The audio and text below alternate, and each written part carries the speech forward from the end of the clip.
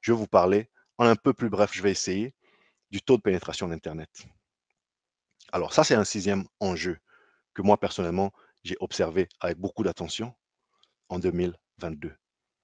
Vous savez, c'était vers juin que j'avais partagé avec vous ce papier, vers juin 2022. La RDC enregistre un taux de pénétration Internet de 17,6%. Et c'était un papier dans CIO Magazine, CIO Mag. Et moi, j'avais titré de manière quelque peu provocatrice sur ma chaîne ici. J'ai ajouté et alors? So what? Je sais que même à l'époque, ça m'avait valu beaucoup de commentaires, beaucoup de gens qui étaient d'accord avec moi et certains qui pensaient que c'était du Congo bashing. Moi, dans le Congo bashing, vous n'allez pas me retrouver. Congo bashing, là, je ne suis pas dedans. J'essaye de regarder objectivement ce qui se fait dans mon pays. Encore une fois, objectivement, étant un être humain, donc l'objectivité elle-même, elle est quelque peu subjective. Mais j'essaye en tout cas. Mais en tout cas, dans le Congo bashing, j'ai passé l'âge. Ça, soyons clairs. L'âge de dire que parce que c'est fait au Congo, ça doit être mauvais. Parce que c'est fait par les Congolais, ça doit être mauvais. Moi, j'ai passé cet âge-là. Moi, aujourd'hui, je regarde très sereinement ce qui est fait chez moi. Quand il faut applaudir, j'applaudis. Quand il faut contribuer, je contribue. Quand on me sollicite, quand on me demande mon avis, je dis ce que j'ai à dire. Et quand personne ne me demande mon avis, je réfléchis quand même. Et parfois, à haute voix, si je le peux, à l'oral, à l'écrit, par toutes les plateformes, par tous les canaux qui me sont accessibles. J'avais titré So What à l'époque, en juin 2022. Enfin, j'avais ajouté, sous-titré, parce que c'était un titre qui est sorti dans Mais j'avais juste trouvé qu'il y avait un certain triomphalisme que je ne comprenais pas. 17% d'accès à Internet, pourquoi pas? Surtout lorsqu'on considère que l'année d'avant, je pense, c'était 13, et puis l'année d'avant, c'était moins de 10. Donc, OK, peut-être qu'on est en train d'évoluer. Mais on n'est pas les seuls à évoluer, les amis. On n'est pas les seuls en train d'évoluer. Vous verrez par exemple ici que cette carte que carte de Statista, que j'ai tirée d'un rapport de la Banque mondiale, Internet en Afrique, progrès et potentiel. Vous pouvez voir ici l'Afrique en rouge qui domine en 2010, c'est quand même il y a 10-15 ans, et puis 2020, c'est beaucoup plus récemment. 2020 ou la dernière année disponible dans l'État, dans le pays où la mesure a été prise. Vous pouvez donc voir qu'il y a une certaine évolution, et ça, c'est à saluer. Quand vous considérez qu'en rouge, c'est les pays qui sont vraiment très peu connectés, on est en train de parler de moins de 10% de connexion Internet. Allez, on monte jusqu'à peut-être 10, maximum 20%. Et quand on va commencer à virer vers le bleu, là, on se rapproche des 40-50% Internet. Le bleu très foncé, là, on touche les 80, 80 75, 80, 85% de connexion à Internet. Voilà un peu le genre de mouvement. Quand je regarde mon pays, quand je regarde la RDC, en 2010, on était rouge, je dirais rouge écarlate, qui correspond à moins de 10, donc très près de zéro. Et en 2020, ben, je vois qu'on est en plutôt un rouge bordeaux, donc on a un peu progressé. On n'est pas encore sorti de la zone des moins de 20%, on se rapproche et ça recoupe. On en est à 17%. Donc on peut s'en réjouir, mais quand vous regardez, il y a des pays qui étaient tout à fait rouges en 2010. Regardez par exemple l'Algérie.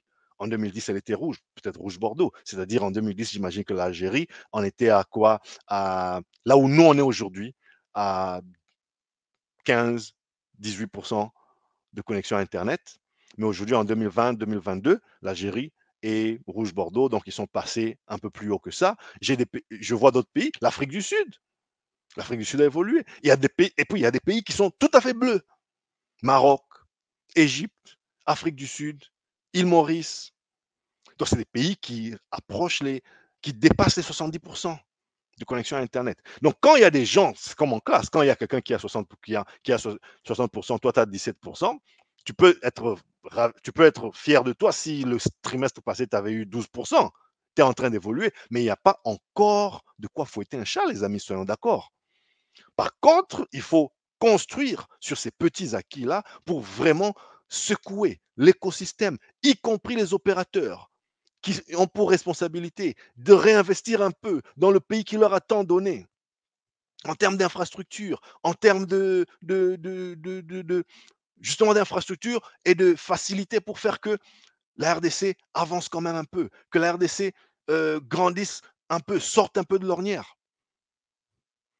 Donc moi, j'ai de moins en moins d'indulgence envers les opérateurs économiques, surtout les grandes multinationales, même si j'en ai fait partie, même si j'ai travaillé pour certaines d'entre elles. Mais franchement, ça fait des années que le Congo leur a tout donné. Il serait temps que l'on commence aussi, nous, Congolais, à récolter quand même quelque chose. Aujourd'hui, quand vous allez dans la plupart des grandes villes au Congo, vous vous rendez compte, même sans être technicien, que la qualité des appels est tellement mauvaise.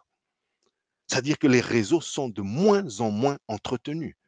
Vous avez votre vache à lait, mais donnez-lui quand même le meilleur de temps en temps, voyez-vous.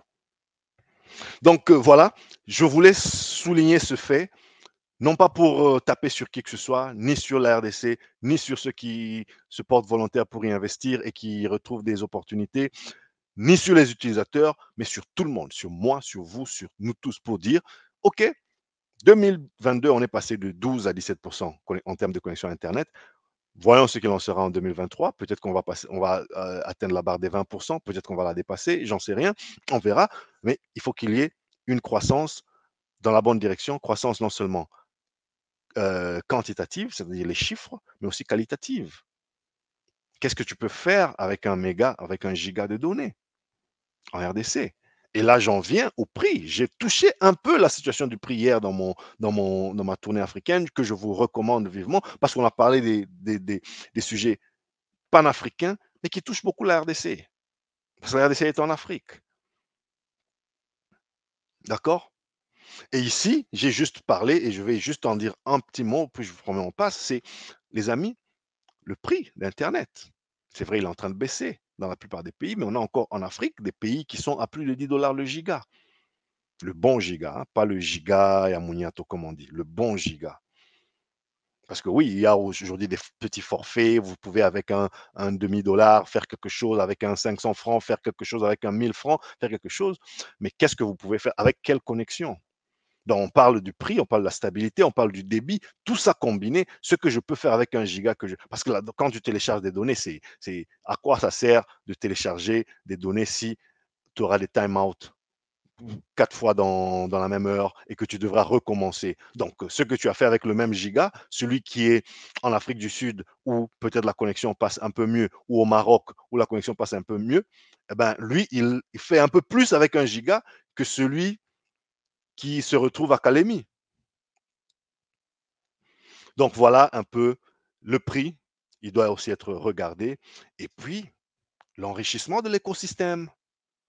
J'en ai parlé hier pour montrer un peu une image que j'ai commentée partant de ce cadre que nous propose le Next Einstein Forum pour parler un peu des piliers d'une économie numérique.